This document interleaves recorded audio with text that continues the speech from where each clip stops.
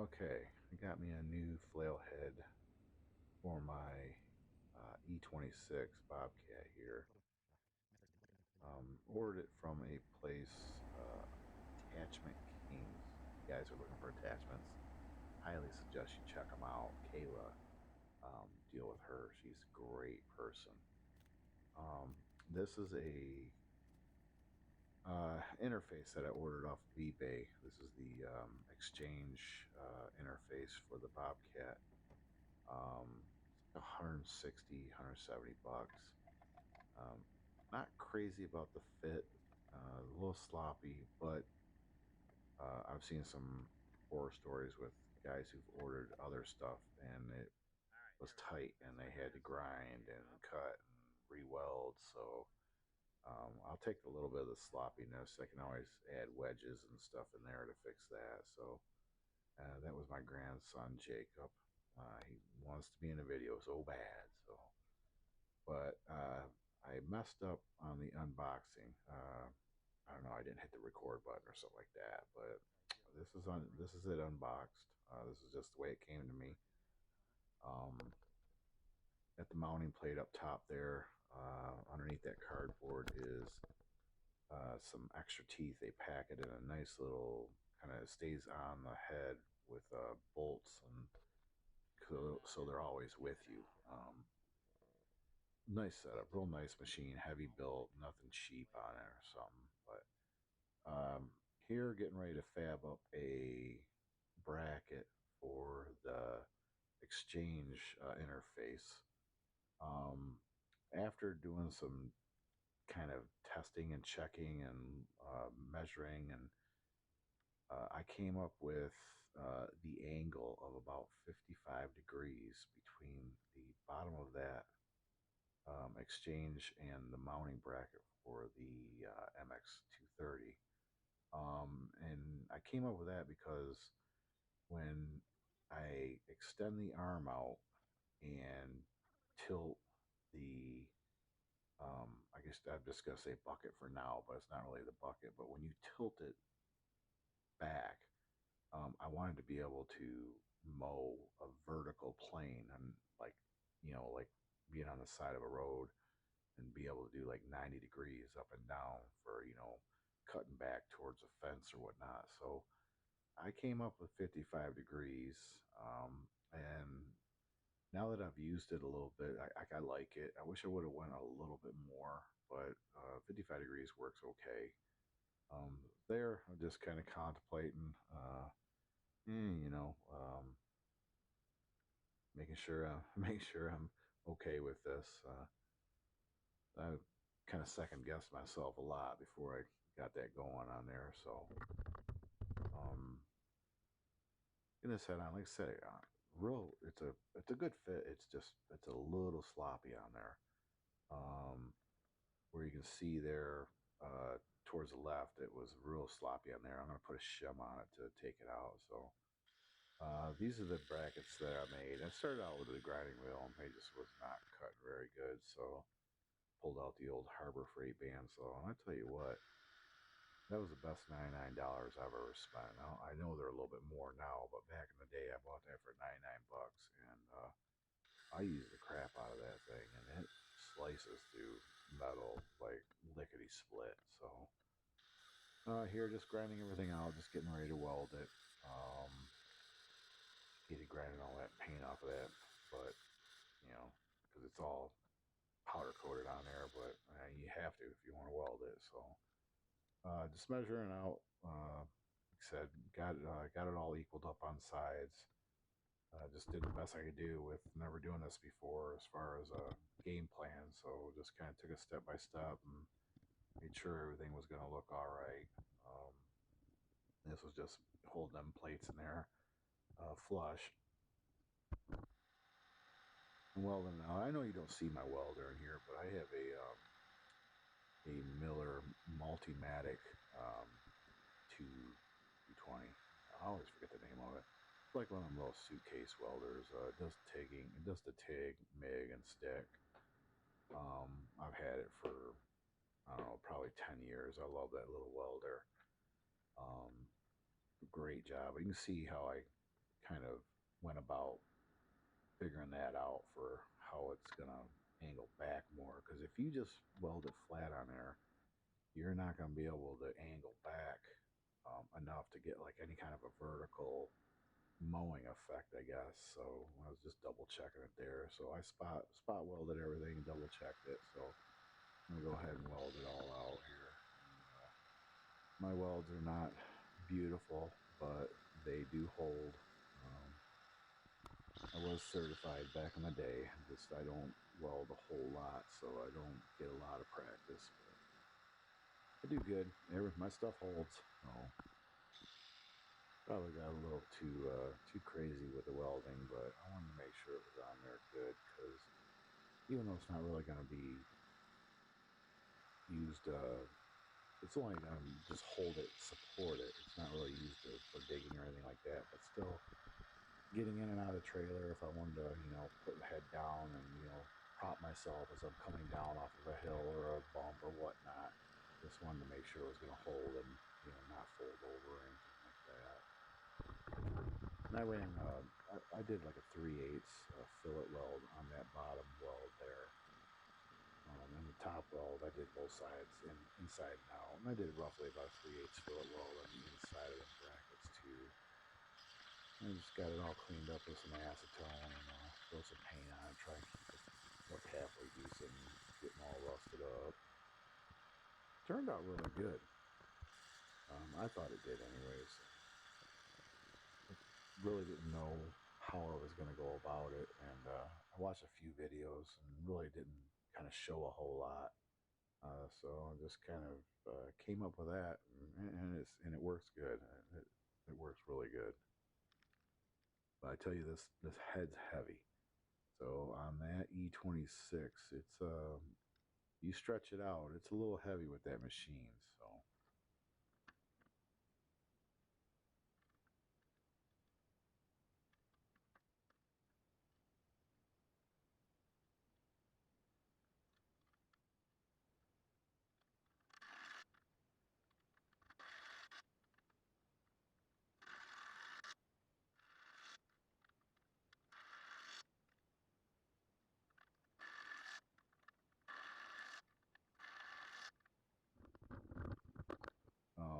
ordered the hydraulic lines off of Amazon. Did 8-footers. Wasn't really sure. I did 3/4 hydraulic lines, 8-foot. And then I got the 3/4 inch flat face couplers.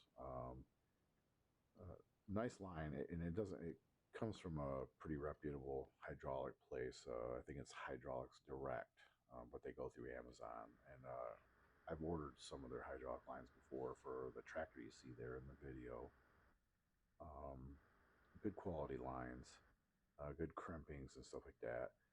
Now, getting the fittings through Amazon is kind of tricky, and if you don't know what you're doing, it's tricky trying to order them through there. So I took my time, figured out everything, and ordered what I got.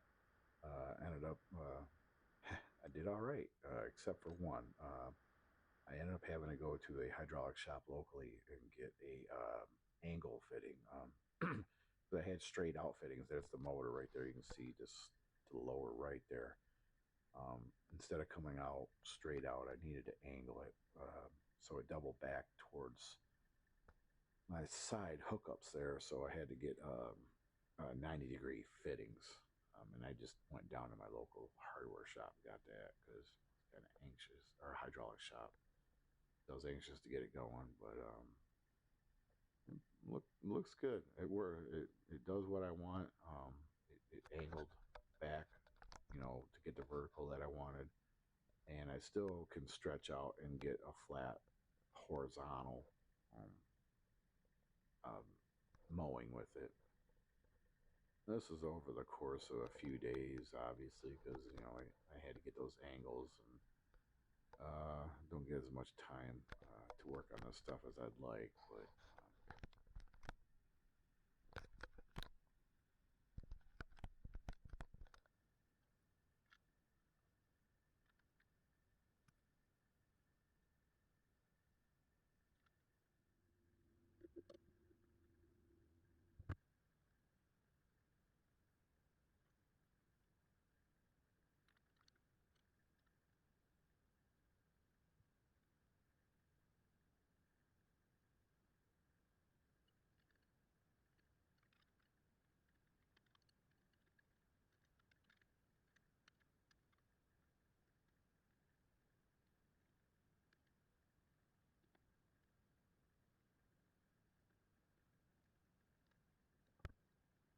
this is the other spot I messed up. I got brass fittings through Amazon because they didn't have the stainless steel ones that I wanted.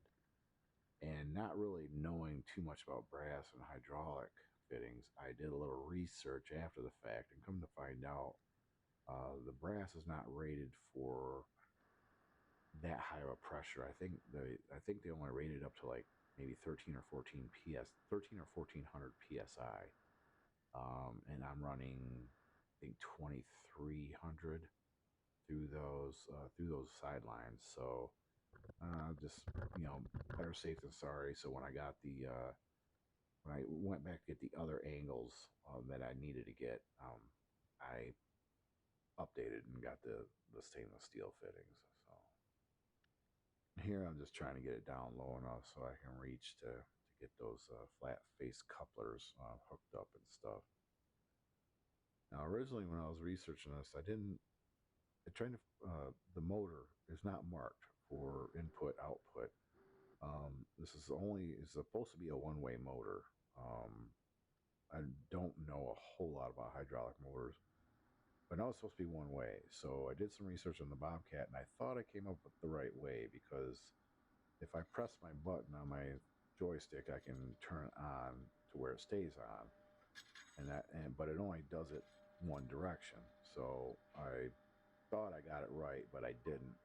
And this is where you see just me pressing the button.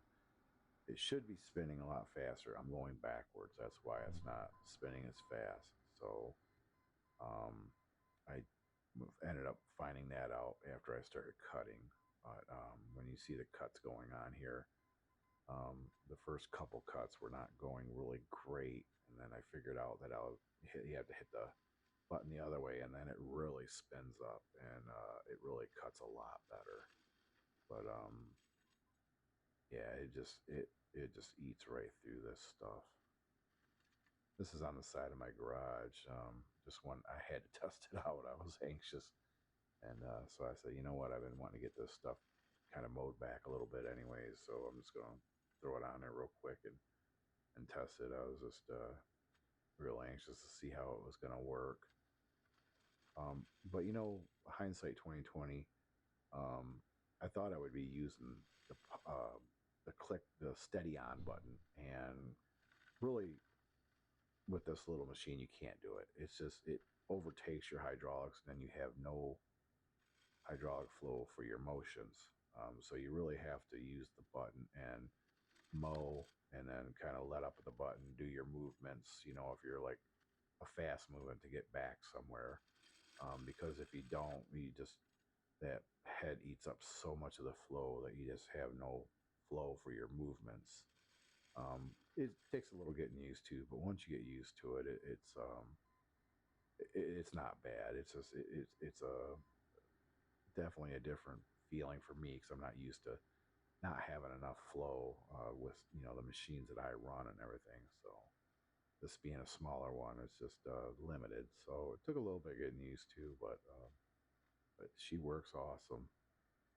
You can kind of see how I got that stretched out, and I'm able to do that, that vertical up. Plus, even I can stretch up. I can curl it up even a little bit more and kind of go up underneath to get hanging, limbs that are up underneath, like a canopy of sticks. And um, there, I was hitting a rock. I see it kind of jump up. I hit a rock as I pulled it up real quick, so I didn't want to screw up them teeth real bad, but it handles the rocks really good. I've hit quite a few now so far, and those things just kind of bounce off. It dents them up a little bit, but you'd be surprised, they hold up pretty good. It's rated for an inch and a half, I believe. um, Twig, stick, branch, whatever you want to call it. I pushed it a little bit and put it on something like this little tree I'm getting on right now. The base, it gets up to probably 3 inches, and it went through it. It just took everything it had, but it will go through it if you're patient. It will take it out. But up high here is not bad going through it and stuff. But it was coming down into the base where it just really kind of slowed it down. But does it. That's that. I think that's that base of that tree right there that I was talking about. And the machine handles it. You can put it all the way out, stretched out, but it does lighten your ass up. It does lighten it up a little bit. That is a heavy head. It's about, I want to say it's 300, 400 pounds. I don't remember exact numbers offhand. That's where, yeah, I'm getting on that base of that tree there.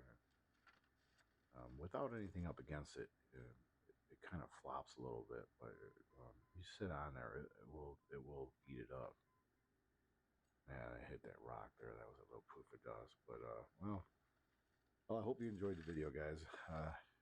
Give me a thumbs up. Give me a little comment if you want to. It will help me out. I appreciate it.